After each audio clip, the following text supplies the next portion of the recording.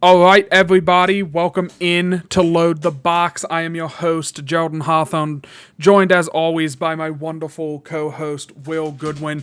Follow him on x.com at WillBadLose and check out the Bad Loser blog. One of the best, I would say, for my money, one of the best spouts, blogs, websites, URLs, HTTPs, whatever you want to call them. That you can really visit. Just some really good content there.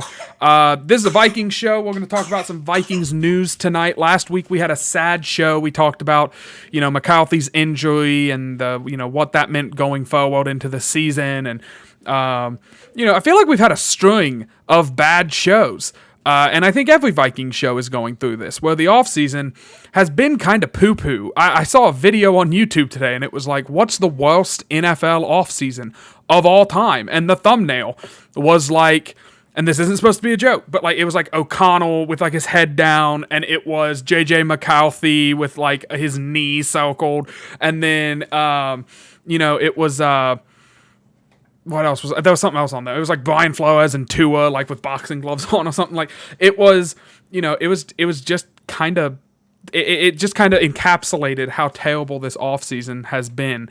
And so we're going to talk about some good things tonight, I think, anyway. We're going to talk about a huge free agent signing that the Vikings made, draft bust that is maybe redeeming himself, and also the Vikings defensive players stepping up and showing support for the D coordinator who got called out very publicly by a very well-paid QB. You don't see that too much in the NFL where a high-paid QB, kind of speaks out and calls out like an active coach. Like when Cousins lost Mike Zimmer, or when Zimmer got fired, whatever you want to call it, he didn't come out and, toast Zimmer. He just said, like, yeah, O'Connell meets with me, Mo. And we kind of led into that, and we delved into that and, speculated. But a lot of cool things coming on. We're also going to talk about the Vikings' preseason success and if that's a harbinger for things to come. Now that I've done the little layout there, Will Goodwin, you are also on this show. And it looks like just right on time. Your internet's starting to be a little bit choppy. I'm going to pass it off to you. We're going to let your internet attempt to let you get some words in here, because now I'm just rambling to start this show off. Well, I think my poor internet connection is probably the most well-documented thing on this show, outside of the fact that we talk about the Vikings every week. So we will try and get through it. Right now I'm showing full bars of Wi-Fi, so what that means is probably next to nothing, but we will do our best. Where do you want to start, Jordan? I think, I'm not even going to let you answer that question. I think we need to start with the guy that they brought in this week. Cornerback, the never-ending assembly line of cornerbacks coming into the building was very much bolstered by the addition this week. Stephon Gilmore, a multi-time Pro Bowler. He was the Defensive Player of the Year in 2019, I believe. He played with Brian Flores, or under Brian Flores, in New England for many years. He was drafted by the Bills. Ever since he left New England before the 2021 season, he's bounced around. He's been on a different team every season since then. Most recently was the Dallas Cowboys last season. Prior to that, it was the Indianapolis Colts. Many Vikings fans probably remember when Justin Jefferson shook him out of his shoes with that triple move by the goal line for a touchdown in that crazy comeback. And then prior to that was the Carolina Panthers. So he's been around the block. He's seen everything. He's older. He was drafted the same year as Harrison Smith. So 13 years in the NFL now. You can do the math on roughly what his age is. So for a defensive back, he's getting up there. But Jordan, how do you see this signing? Your reaction to it originally, and then B, probably more importantly, how do you see him fitting into this defense? I think I'm trying to think of what I want to call fans like us that like follow every move and have opinions on every transaction and every pass and play and everything like that. In wrestling, we would call us mauks, the guys who are like way too into it. So I guess I'll stick with that. And so for us, like the people like us, I think we all collectively went, what? Like, it's fun, it's cool, but like, I don't know. Like, is this team doing anything? But as I've sat on it for a little bit longer, I kind of love it. I love getting someone who used to be the best in the business at this position to come into a room that is full of guys that have untapped potential. And, guys like Mekhi Blackmon, who, yes, he's not going to play, but because he blew his knee out, but, he's going to be in the room, with Stephon Gilmore. And, guys like a Caleb Evans and even some of like the no-name guys that were like UDFAs. Like just every defensive back is going to get to be in the room with him. He's almost going to have like a coach type role, I think, with this defense. It reminds me of like an updated version of when Terrence Newman came over and he was like 38 years old or something. And everyone was like, can this guy even still play? And he kind of could. But I think what was most important was how he was helping bring along guys like Captain Munnerlyn and Xavier Rhodes and, the rest of those guys. So I loved the signing. My favorite tidbit from when he was signed was, Brian Flores, which we'll talk about this, but he did a press conference a few days ago, and they asked, Flo about the addition of Stephon Gilmore, and he was talking about how excited he was, how many different things they're going to be able to do with him, and how he opens up the defense in so many different ways. And he said Harrison Smith, audibled the defense and sent Stephon Gilmore on a blitz. And after the play was over, Flo went over to Harrison Smith and was like, we didn't bring him here to blitz. Don't do that again. Like he's not a blitzing defensive back. He's a million years old. He's basically a fossil. He's here to, play some zone coverage probably, or some man coverage on some blitzes. So I love the signing. I love the mentorship. I'm hoping he rubs off on some of these young defensive backs that, we talk about this all the time. The window for the Vikings to win a Super Bowl is kind of this next 5-6 years probably, with McCarthy and Jefferson and Hawkinson and Addison, all together, this young offensive core of guys. So we do need some of these DBs to step up and be. They don't have to be prime Stephon Gilmore. They just have to be okay. And so if he can help them pick up some tips and tricks to be okay over the next, call it 5 seasons, I'm all here for it. So, I think it'll make the Vikings more entertaining to watch this season, which honestly, with Sam Darnold and Nick Mullins in at QB, I don't think, based on the reports out of training camp, I don't think the Vikings are going to be a snooze fest to watch offensively. I think there's going to be a lot of F it, Jefferson's down there somewhere balls. I think it's going to be a fun season, and it's probably going to be a season of a lot of, I feel like we're going to talk about turnovers a lot, but we'll talk about that at a later date. What do you think of the Gilmore signing? Did it get you amped? Are you, Super Bowl now? Has it changed your expectations for the season?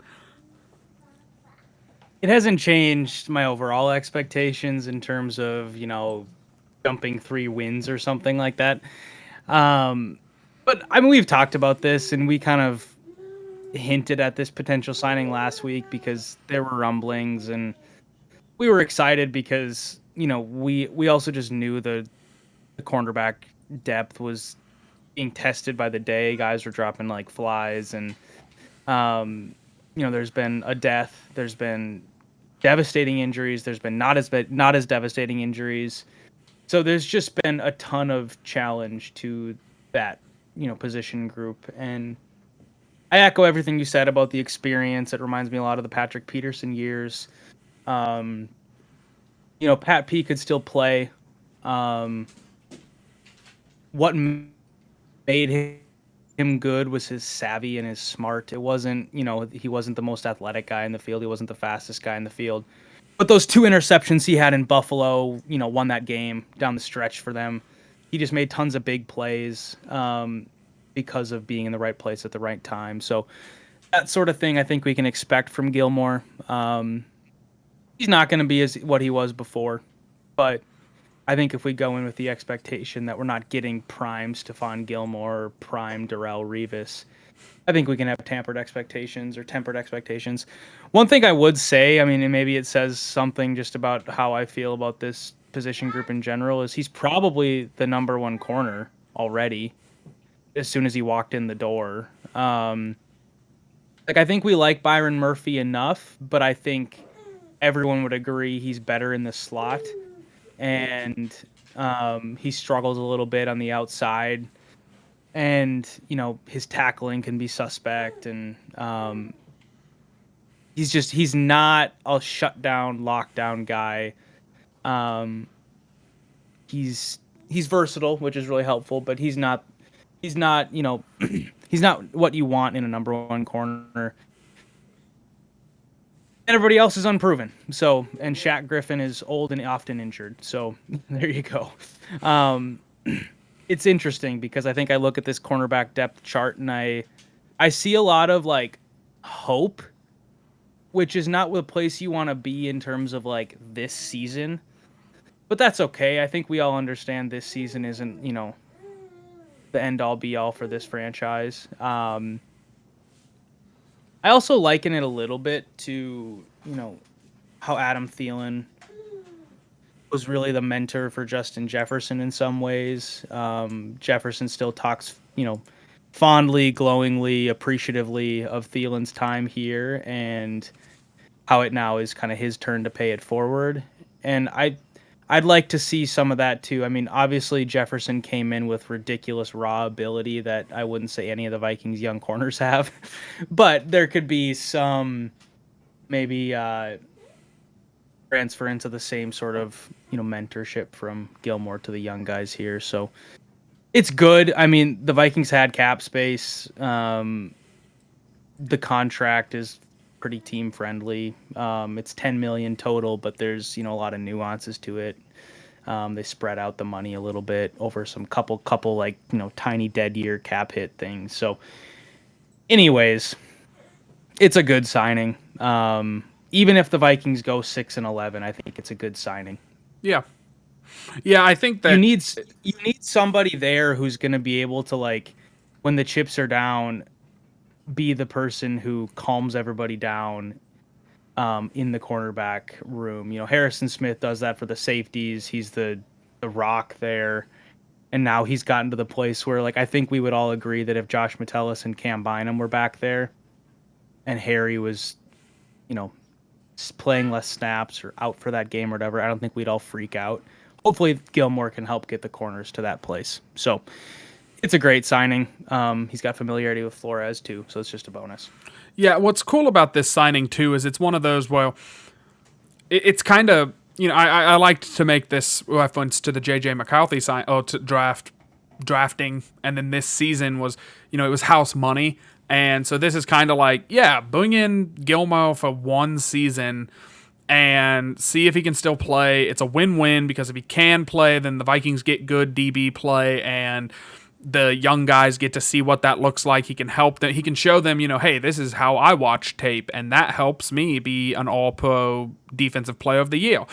And it helps Gilmore because if he has a good season, no one's expecting him to come in and dominate, but if he has a good season, you could see him have like the Pat Pete, play here for a year, maybe re-sign next year, maybe, but most likely I think go get another payday, another 1-2 year contract for a little bit more money elsewhere.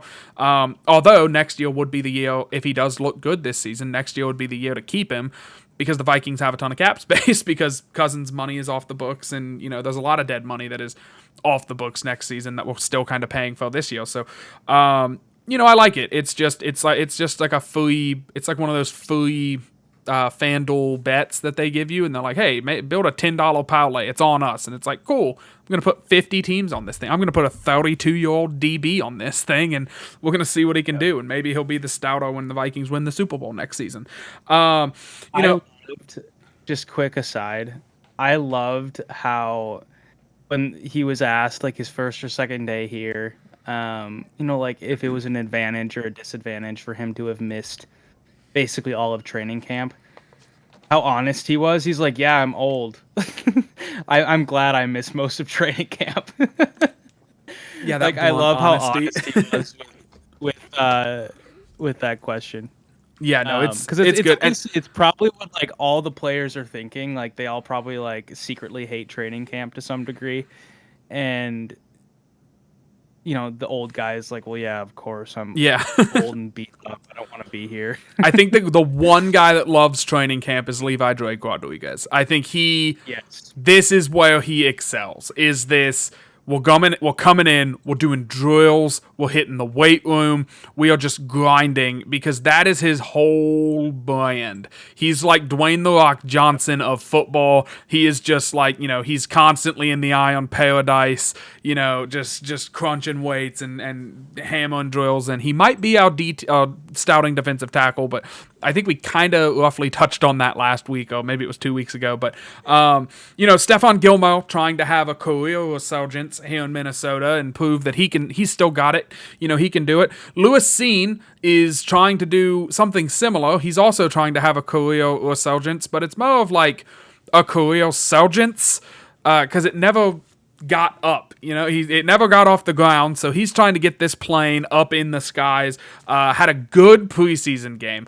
And how bad of a bust do you have to be that you look good in the second preseason game and it's like, wow, that's it. Well, 3 years in, and that's the first time we've been like, this guy might be able to maybe play NFL football.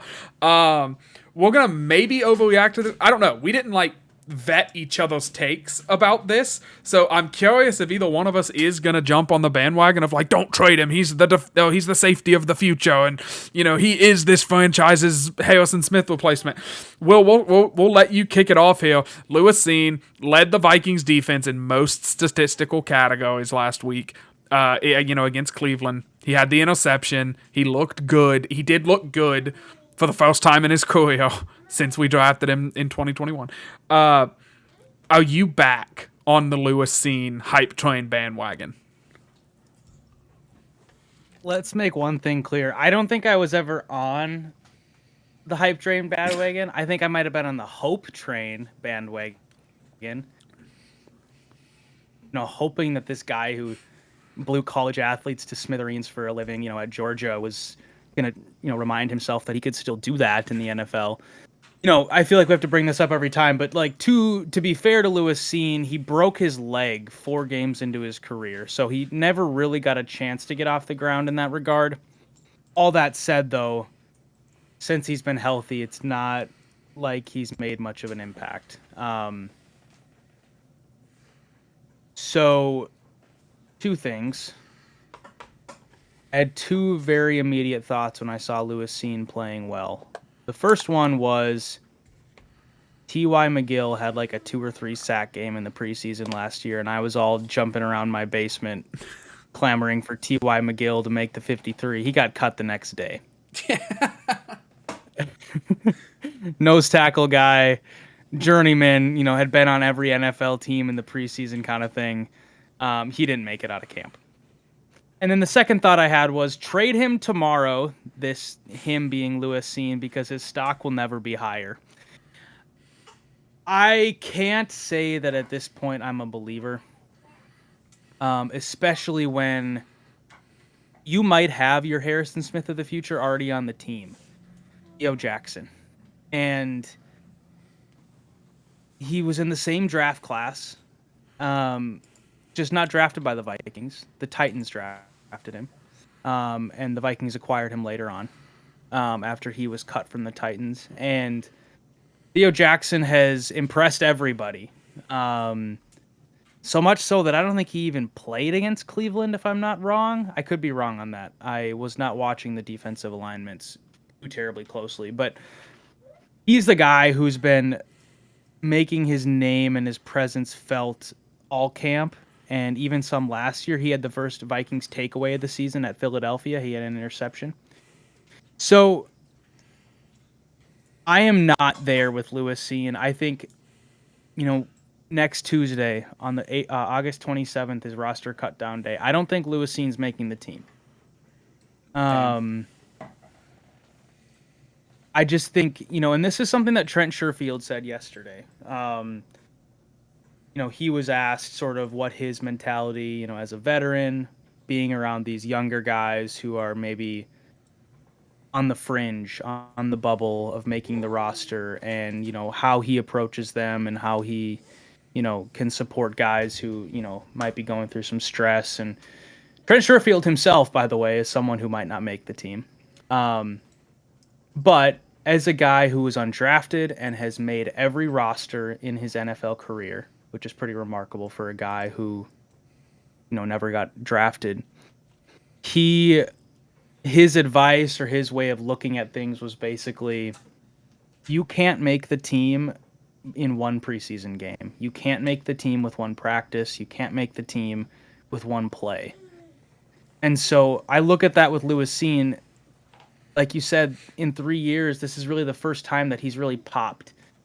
And I didn't read this article because there's a paywall, but Luke Braun, who hosts the Locked On Vikings podcast, he had an article on his Substack or whatever today, talking about how after film study he doesn't think that Lewis Cine played all that well, which I didn't study the film, I didn't read the article, so I don't know exactly what he's getting at, but I think Luke Braun knows football decently well for an average Joe like us, and he wasn't all that impressed. And so even if, we sat here and said Lewis Cine played awesome, and, he was outstanding, I just don't think you can look at the body of work and think that this guy deserves to make a safety room that has an overabundance of talent already. Unless they're keeping 5 or 6 safeties again, which maybe they do. And again, with these sort of like fringe things, it tends to depend on special teams play. I don't think we've been wowed by Lewis Cine in special teams either. So it's a lot of negative Nancy from me, but I just don't think I've seen enough over the last 3 or 2+ years, I guess, at this point to really believe. Now he's a former first-round pick, so if the Vikings let him go, somebody's going to scoop him up. He's not going to make it to the practice squad. So they'll have to think, long and hard about whether or not they want to actually let go of him. But last thing I'll say on this, and then I want your input. Don't think Kwesi, with his, it's well documented, his finance, economics background, I don't think he gets sucked into the whole sunk cost fallacy where, you try and recoup the value from this, this thing that you paid for, thought it would give you something, and then it never has, and you try and, recover that value over time. Rather, in this case, in the way Kwesi, I would imagine, looks at this, is like, Lewis Cine is a sunk cost. Yeah. Just cut our losses now. It's rather than, sinking more cost into that ship. So what do you think? That was a lot of anti-Lewis Cine rant, but what do you think? I haven't actually gotten a chance to officially do this on the show yet. This is the part of Load the Box where I get to do a victory dance because I said the day after we drafted Lewis Cine, I said he kind of seems like Andrew Sendejo, you watch his highlights and it's not like incredible coverage, sprinting, halfway across the field, breaking up passes. It was just big hits. And that was all he brought to the table, was he was laying out 19-year-old wide receivers that play for, I'm trying to think of a crappy SEC school. Arlington State or something. Yeah, he sent the kid from the Citadel to the hospital. Yeah, I mean, I wasn't impressed with him. I wasn't impressed with the pick. I didn't love it. Part of the reason I didn't love it was because I was big on Malik Willis at that time. So I'm not trying to sit here and act like, I think that was the Malik Willis draft, but I'm not trying to act like I am 100% the draft expert, anything like that. I'm just saying I didn't like him coming out. I didn't like the selection. I didn't like the trade down. We let the Lions move all the way up. This is kind of the infamous thing that it doesn't get talked about that much anymore. It will this season by me. Kyle Hamilton was on the board when you traded with the Lions. Kyle Hamilton was right there. He's an all-pro caliber safety right there, waiting to be selected. And we chose to trade with a division rival 17 spots down. and we took a safety he's going to be out of the league in 3-4 years. And I mean, like, look, I don't want him to be. I don't have a personal vendetta against Andrew Cine Dejo, but I just don't think he is an NFL caliber safety. I've fallen in love with guys like him before that are just these nasty, hard hitting, like middle of the field threatening safeties. But they usually don't translate that well because the NFL is kind of moving away from that style of play. You can see it in the way Kevin O'Connell runs his offense very successfully. It's all over the middle, deep down the field passing concepts. He loves to go there because you can't really do the 1980s, one guy pick him up, the other guy hit him low and, send him doing like a flip onto his head. Like that kind of play doesn't exist anymore. The game is safer, and that's being phased out. There's a reason that, Andrew Sendejo sells hats that say make football violent again. It's getting less and less violent. And so guys like Cine are losing their spot in the, on the roster, if you will. You really do have to be either a toolbox guy like Harrison Smith, where you can blitz, you can play some man, you can play zone, you're rangy, you can kind of do it all. Oh, you just have to be like a really specific, like, I'm really good at, reading fly balls. And so I'm just going to go play center field. I'm going to defend both sidelines. And the QB has to make a pinpoint throw, or else the DB's either going to pick it because he threw it on short, or I'm over the top and I'm coming to, get that ball. And so I don't think Cine fits either one of those roles. I don't think he is versatile enough to make the team, and I agree with you. I don't think he's going to be on the team come Tuesday. And I hope that he goes to, I don't know, Cleveland or Baltimore. I hope he goes to the AFC and he has a good career. Like, I want the best for all of these guys. I want, I don't have personal beef with any football player. I don't know the guys. And it sucks that Cine broke his leg and that kind of derailed him. And maybe that is, I read an interesting piece about Jeff Okudah, to derail this conversation. But I read this piece this guy just posted on Reddit, and he, in the NFL draft Reddit, he was like, this was like the best defensive back prospect in years. And he just is terrible. Like, what happened? And someone was like, he played for, Matt Patricia for a year. That wasn't good. And then he blew his Achilles. And he's never gotten the athleticism back. Maybe Cine lost some athleticism when the leg went, and he just never got back to that peak athleticism that he had when he was fresh out of college, and that's why it's not translating. But either way, Sharif Floyd was a good player until his leg went, and then they botched the surgery. Like, life's not fair. This, sometimes bad things happen. It's a violent game, and it kind of sucks. But yeah, I'm not getting on the hype. Like you said, I've never been on the hype train. I was the leader of the hate train. I'm still on the hate train. Cut the dude.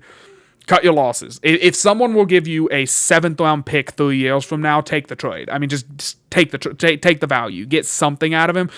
But I don't think teams want him because I think they've seen the tape, as well as everybody else. Yeah, and I mean, not to dump salt on the wound. And to be clear, I don't think either of us are sitting here saying, like, the Vikings front office should all be fired because they made a bad first-round selection. No. It was a terrible first impression. Exactly. Terrible first impression, but I think they've made up for it in a lot of different ways, and we don't have to get into that on this show. But,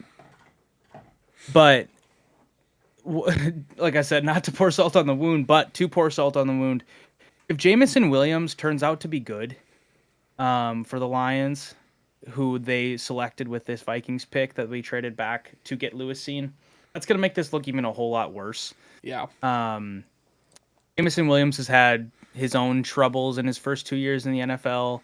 He was suspended for gambling. He was injured coming into the league, so he got a slow start. At the start, he basically didn't even run routes. He just ran straight down the field because he was fast. Training camp, take everything with, grain of salt, another salt analogy. But, I think Lions fans and media in general have been pretty excited about him and hoping that he can really come into his own now that Josh Reynolds is gone. And Amon-Ra. Anyways, that's something to keep an eye on this season. Isn't it crazy? And I Yeah. think it's really funny that they were same draft, right? 2021 draft or 2022 draft, 2022 draft. So like same class, and we're like, Lewis Cine sucks. He's terrible. Get him off the team. And if Jameson Williams is good, like he's had the same amount of time. He's had about 6 months less because he came into the league with a blown ACL. But like, they've been in the league the same amount of time, and we're like, he still has a chance to be good. Cine is in the trash. He belongs in the garbage. Go drive a UPS truck, you bum. Like, like I think it is funny, but I think Cine has had opportunities to play, whereas Williams has been buried on the depth chart under proven guys who the Lions trusted, and the Lions didn't want to rush him in. And so, I personally don't think Jameson Williams will ever be anything more than like late career Deshaun Watson, where it was like, he does not strike fear into your hearts. He's not your one receiver, but man, is he fast. And like if he gets behind your defense, which he can pretty easily, it's a touchdown as long as the QB, throws a good ball. So, I don't know.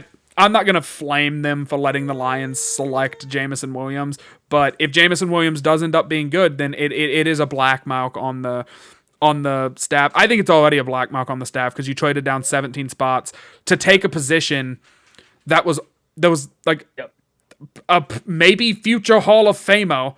And I almost wore my Notre Dame jersey tonight. Like I almost wore the Notre Dame stuff. But like you could have taken a gold dome safety to replace Harrison Smith, who was a gold dome safety. Like you could. It was the perfect transition plan. I'm still a little salty about it if you can't tell. But we'll have an hour into the show. We're only 2 out of the 4 topics in. So let's talk about Brian Flores getting eviscerated in the media. And like Colin Cowherd, this is how you know the season's not going the Vikings' way already. Colin Cowherd is talking about Brian Flores as a head coach in Miami, and like making this analogy to like how Bill Belichick guys can't be head coaches, and Bill Belichick will never be a coach again, and like the fact that the Vikings D coordinator is getting talked about after he's been out of Miami for 3 seasons. Like, it's not like he just left and Tua said this stuff. Like, he's been gone for a while.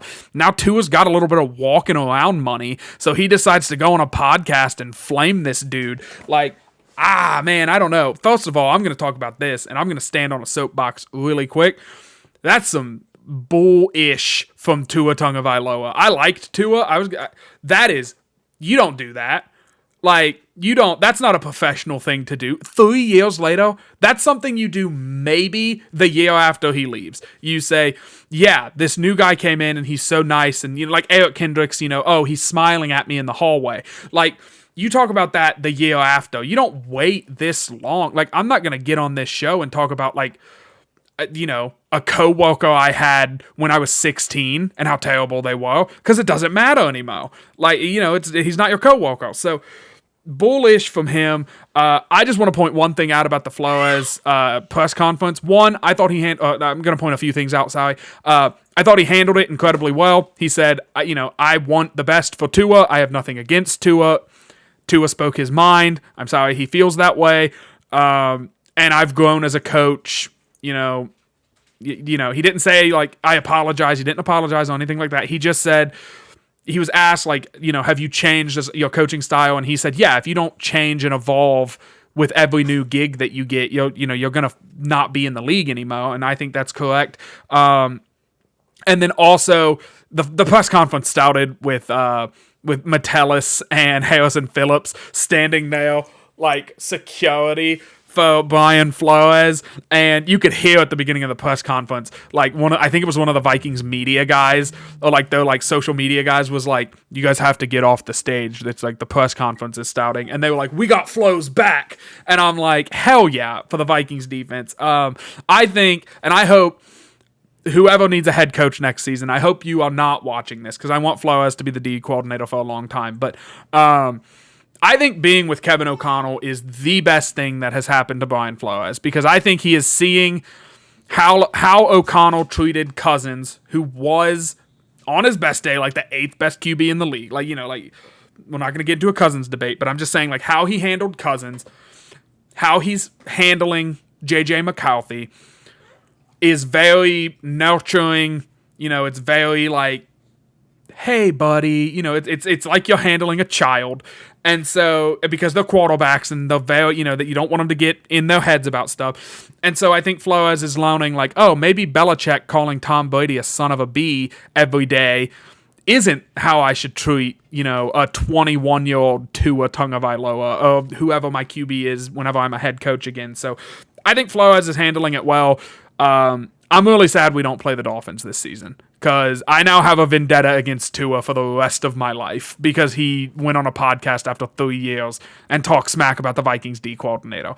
What was your reaction to the Tua? Like, just the Tua part. I want to know that first and then get into the Flores part. I'm going to preface this with saying the obvious. I don't know Tua Tagovailoa personally. And I don't cover him. I do not listen to his press conferences. I do not watch all of his games. However, this just came across as incredibly petty and incredibly unnecessary. Now, I don't know the question that was asked of him. I don't know what Dan Le Batard asked him. Maybe Le Batard said, like, is Brian Flores a jackass? Maybe he said something that direct, and he had to answer the question. I don't know. Not to cut you off, but I do want to inform you, the lead in, I'm 99% sure, the lead in was, this isn't a direct quote, but it was like, how has Mike McDaniels elevated you as a player? Like, why do you like him as your head coach? And he immediately was like, well, my old head coach was a piece of shit, a piece of crap. Well, here's the other thing. And now I can understand when you feel like hurt and maybe attacked and maybe someone didn't mean how you received it, you can still receive it in a harsh way. So maybe Flores was just trying to play, tough love and all that. And, one quick aside, I think it was good that Flores didn't directly answer the questions about, things that were said and all that. Like, he didn't even get into it, which I think was good. Yeah. You don't want to play a he said, she said game at this point. There's no point. He kept just saying, I'm ready to move on. I'm going to move on. If Tua wants to talk, I'll talk, but let's move on. Now, so all that said, I can understand if Tua felt hurt by the way he was coached. Maybe he wasn't given the opportunities he felt he deserved. He was a high draft pick. And he was maybe hurt that he didn't start at the beginning of the season and Ryan Fitzmagic was starting over him, yada, yada. I don't know. I don't know what went on. So none of us were in that building. One thing I do know is that I think you and I both sat on this podcast when Brian Flores was hired about a year ago. And we were both kind of like, this could be interesting. He's got a, hard-nosed reputation. He doesn't seem to smile very much.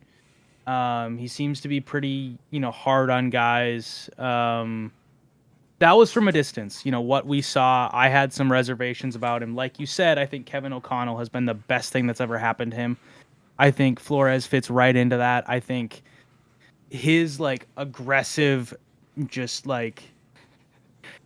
super hardcore manly football thing has been softened just enough so that he appears in many ways as a player's coach, even though I'm sure he rides them really hard. So I think he has fit really nicely in this coaching staff. So all that said, I do think Flores is his reputation preceded him. He's a hard-nosed guy. He's hard on players. Probably part of the reason why he got fired in Miami, lawsuit and everything. Put that in the parking lot. We can talk about that at a different time. Yeah. But again, what are you doing to Tagovailoa? You got your money. You've got an awesome coach. Why do you need to go on national airwaves on a podcast that tons of people listen to and call your former head coach, and I quote, a terrible person? What good does that do anyone? Like, it does no one any good to go out and call somebody a terrible person. You can say how you felt or how the situation affected you and how Mike McDaniel has elevated him and helped heal some of those wounds that happened in his time with Brian Flores. That's fine. But to go out and directly attack a man publicly, it just seems very immature and unnecessary. And something that Chris Long on the Green Light podcast, he just had a bunch of Vikings on his podcast, so listen to that. He had a ton of interviews with them.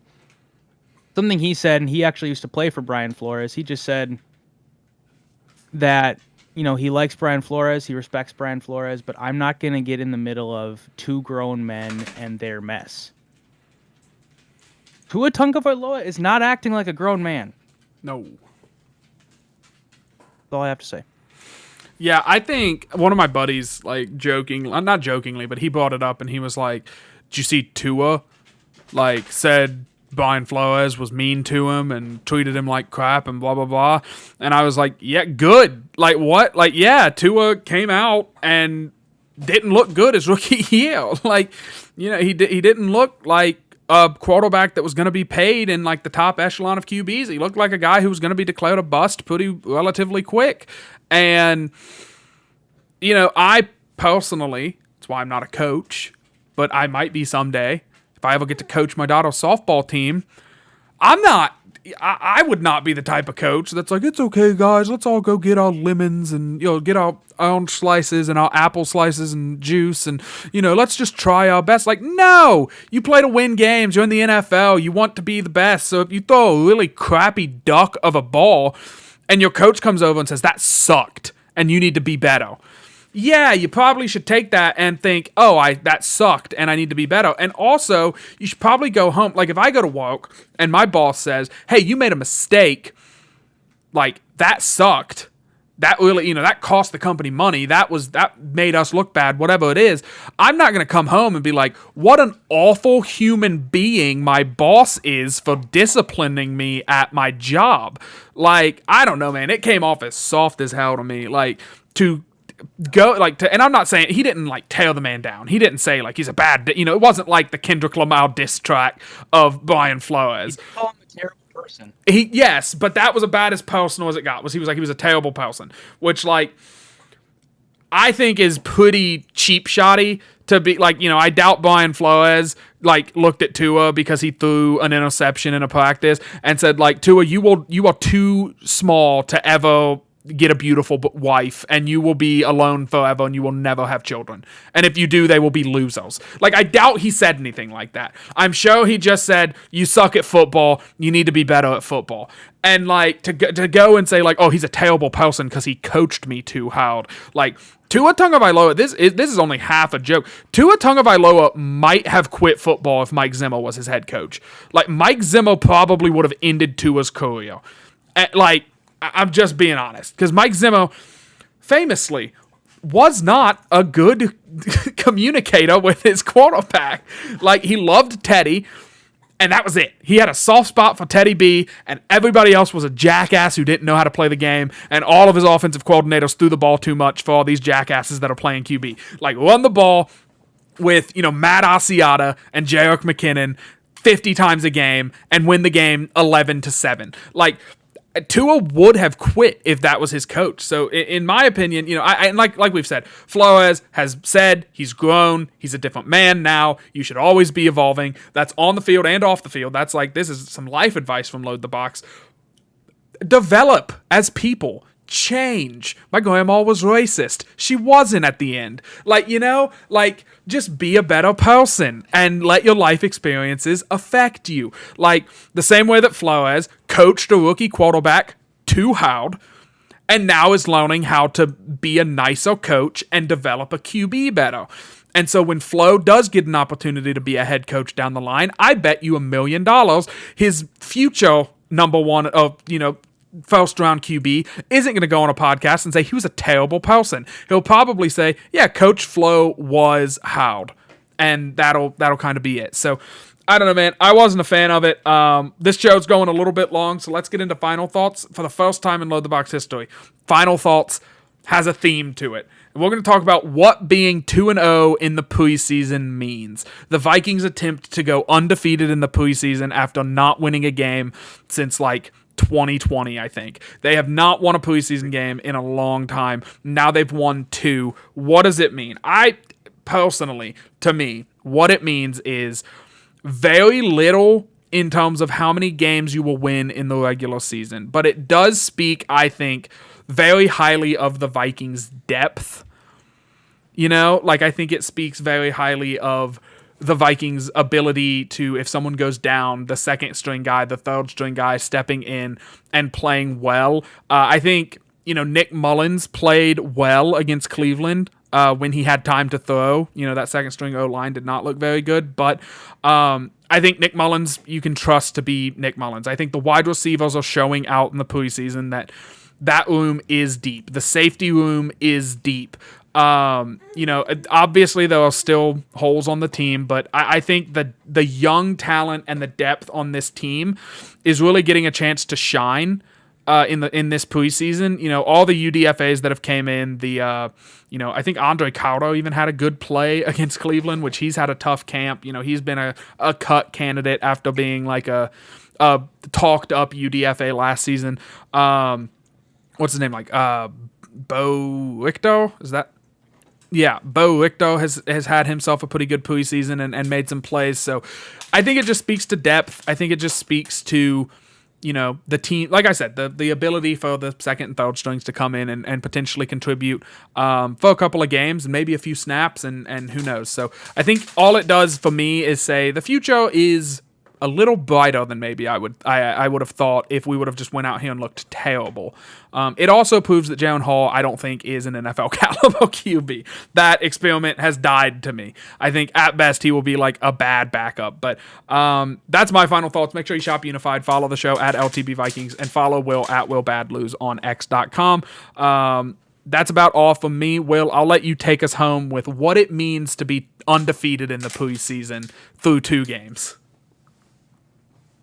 Well, I really don't appreciate the Jaren Hall slander, considering he had a perfect passer rating on Saturday. So take back everything you just said. He looked is going a lot better than Matt Corral, who had been with the team for 2 days. Showed up 3 hours before the game. Yeah.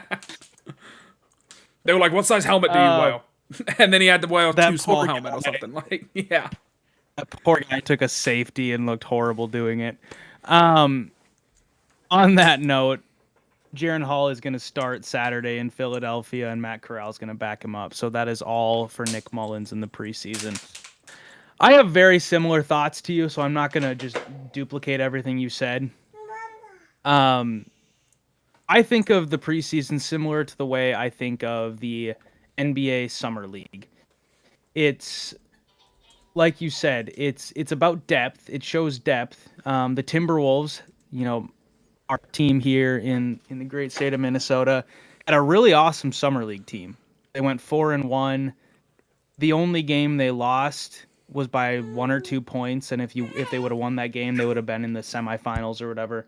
So, they had a really good team. It means nothing necessarily for this current season. It means a little bit because you can maybe have some depth pieces that fill in off the bench or whatever.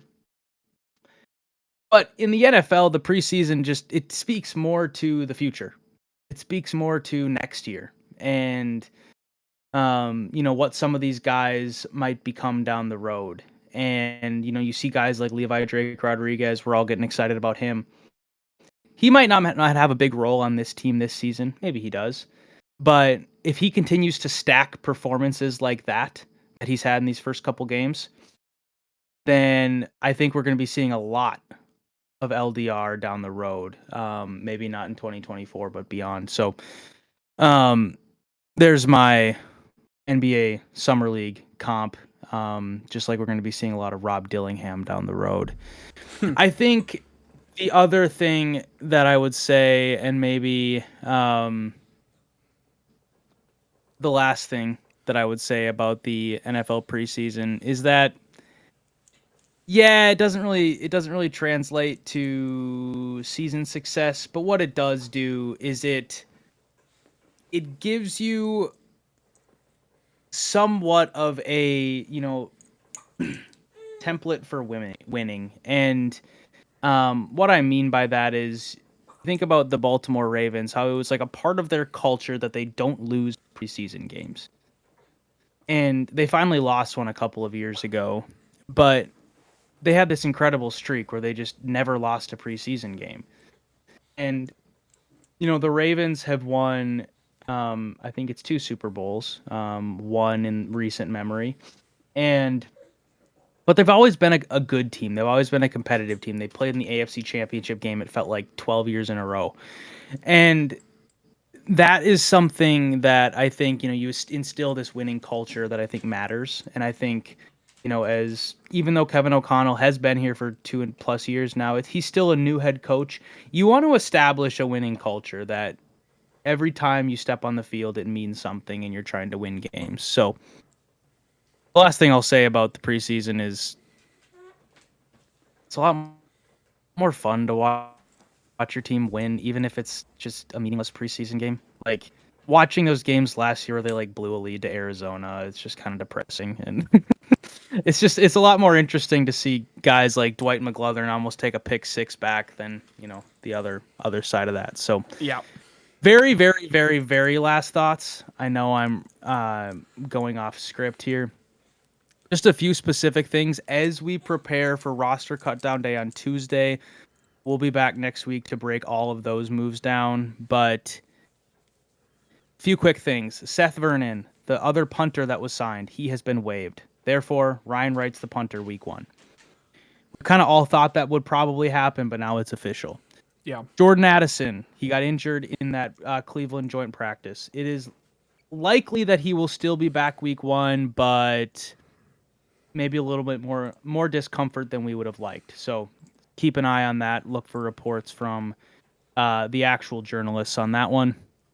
And final thing, fan favorite UDFA from last year, Najee Thompson. He was waived, I believe today. Maybe it was yesterday. Now, Vikings Twitter has been freaking out about this. Najee Thompson is a special teams killer. He's been called a young Matthew Slater. He is an incredible gunner, one of the best special teamers the Vikings have seen in a long time. He's injured. He has not been able to participate hardly at all. So that's why the Vikings waived him. They have to have room on their roster. Now, he was placed on the waived/injured designation, and so what that means is teams are aware that even though they can pick him up on the waiver wire, he is injured. And so if they pick him up, they take the risk of him not being able to play for them. So what is being posited on the X machine is that if he clears waivers and comes back to the Vikings will place him on injured reserve, which means they can keep him. He's, stowed away in storage for next year, or at least for later this season, so he can get healthy. So don't freak out about Najee Thompson quite yet. I think there's a good chance he's not gone. So that's it. That's all I got. Load the Box will be back next week sometime.